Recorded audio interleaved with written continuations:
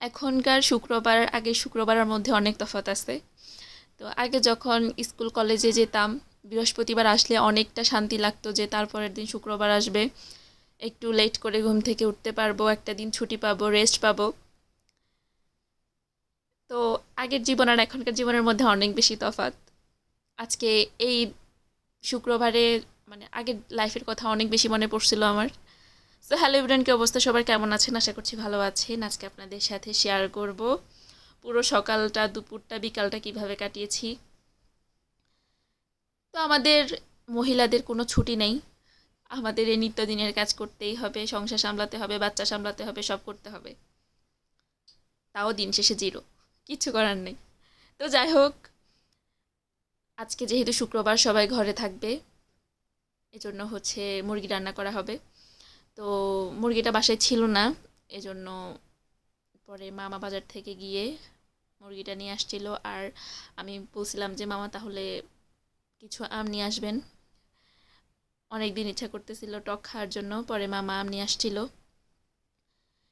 এরপরে আজকে সব বাটা মশলা দিয়ে রান্না করব। আমি এদিকে মাংসটা সুন্দরভাবে ধুয়ে কেটে পরিষ্কার করে নিয়েছি। এরপরে আদা, রসুন আর গরম মশলাটা আমি পাটায় বেটে নিয়েছি। আর এদিকে আমি সব রেডি করে রেখেছিলাম। আমি আলুটা হালকা ভেজে রেখেছি, মাংসটাকেও ভেজে রেখেছিলাম, পেঁয়াজটা রেডি করে রেখেছিলাম। এরপরে আমি সবগুলো কড়াইতে দিয়ে তেল গরম হওয়ার পর সব মশলাপাতি দিয়ে দিয়েছিলাম। এরপরে কষিয়ে আসার পর আমি ভাজা হালকা করে মাংসটা ভেজে রেখেছিলাম। এরপরে মাংসটা দিয়ে সুন্দরভাবে আবার মাংসটাকে কষিয়ে ঢাকনা দিয়ে দিব। এদিকে হচ্ছে আমার মেয়ে ঘুম থেকে উঠে সে কান্নাকাটি শুরু করে দিয়েছে। এখন তাকে সামলাবো নাকি রান্না করব, অনেক বেশি প্যারা লাগতেছিল আমার কাছে। পরে তাকে সামলাচ্ছিলাম যে কি করব এখন। এখন আমি তার সাথেও খেলা করতে হয়, রান্নার কাজেও থাকতে হয়। সে রান্নাঘরে আসলে আমার অনেক বেশি ভয় লাগে, কারণ কিছুদিন আগে আমার তেল পড়ে পুরো হাত পা ফোসকা পড়ে গিয়েছিল। এখন গুঞ্জন যখন রান্নাঘরে আসে আমি অনেক বেশি আতঙ্কে থাকি। তো এখন তার ফল খাওয়ার পালা। আজকে তাকে আমি দিব আপেল। আপেলটা আমি এর আগে দিই নাই, জানি না ও কেমন খায়। এখন আমি ওর জন্য আপেলটা কেটে নিচ্ছি। আর ও ঘুম থেকে উঠেই সে আগে তার জেঠুর রুমে যাবে। এখন দেখতেছে যে তার জেঠুর রুম বন্ধ। তার জেঠুর রুমের দরজার সামনে গিয়ে সে নক করতেছে আর ডাকতেছে। পরে আমি বলতেছি যে তোমার জেঠু ঘুমায়। এরপরে যখন আপেল নিয়ে ডাকতেছিলাম সে চলে আসছে। এখন তার সামনে আপেল দেওয়ার পর সে অনেক বেশি এক্সাইটেড হয়ে গিয়েছে যে সে কোনটা নিবে, সে ছোটটা নিবে নাকি বড়টা নিবে। তো একটু একটু করে সে সব কিছু থেকে ট্রাই করতেছিল, ছোট বড়। এটা দেখে আমার অনেক বেশি হাসি আসতেছিল যে মানে সে সবগুলো থেকে একটু একটু নিয়েছিল কামড়িয়ে কামড়িয়ে, কিন্তু সে সুন্দরভাবে খেতে পারে নাই। তো যাই হোক, এরপরে হচ্ছে আমি এদিকে মাংস কষানোর পর এটাতে আমি আলুটা অ্যাড করে দিয়েছি। আমার হচ্ছে মাংসর সাথে আলুটা বেশি ভালো লাগে, আর আমার আলুটা ছোট থেকে একটু বেশি পছন্দ।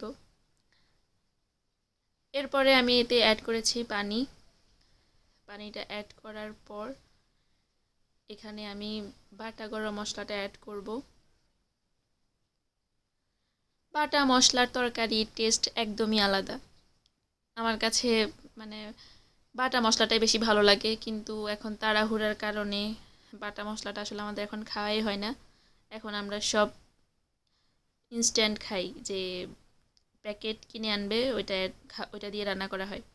তো যাই হোক, এরপরে আমের টক রান্না করা হবে। আমি এখানে দুটো আম নিয়েছিলাম। একটা আমি রান্না করব, মানে একটা আমের টকই রান্না করব, আর একটা মাখা করে খাবো। এরপরে আমি আমগুলোকে ধুয়ে সুন্দরভাবে কেটে নিয়েছি। এখনকার মানে মা বলতেছিল যে এখন নাকি আম পেকে গিয়েছে বাড়িতে। তো প্রতিদিন মা ফোন দিলেই বলে যে আম পেকে গেছে, আসি খেয়ে যাও, গুঞ্জনকে বলে। তো এদিকে এখনও কাঁচা আম আছে,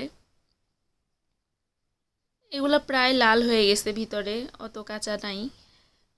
তো এদিকে আমি আমটাকে সুন্দরভাবে ধুয়ে পরিষ্কার করে আমের খোসাগুলোকে ছুলে পাতলা পাতলা করে কেটে নিয়েছিলাম যাতে তাড়াতাড়ি সিদ্ধ হয়ে যায়। আর আমের টকটা রান্না করতে খুবই কম সময় লেগেছিল, আমি খুব কম সময়ের মধ্যে আমের টকটা রেডি করে নিয়েছিলাম। তো এখানে আমি কড়াইতে তেলটা দিয়ে পাঁচফোড়ন দিয়ে তারপরে আমগুলো দিয়ে দিয়েছি, এরপরে চিনি, তারপরে পরিমাণ মতো পানি আর লবণ দিয়ে সুন্দরভাবে রেডি করে নিয়েছি আমের টক। তো আমের টকটা দেখতে আপনাদের কেমন লাগতেছে অবশ্যই কমেন্ট করে জানাবেন। আমার তো কালারটা অনেক বেশি পছন্দ হয়েছিল। তো এরপরে আমি চলে এসেছি আম মাখা করতে। দুপুরে আর আম মাখাটা খাওয়া হয় নাই ব্যস্ততার কারণে, পরে বিকালবেলা খেয়েছিলাম। এই যে এদিকে আমের কালারটা অনেক বেশি সুন্দর আসছিল, আর আমটা মাখা করে আমি চলে গিয়েছি বারান্দায়। তো আজ এ পর্যন্তই, দেখা হবে পরে অন্য কোনো ভিডিওতে। সবাই ভালো থাকবেন।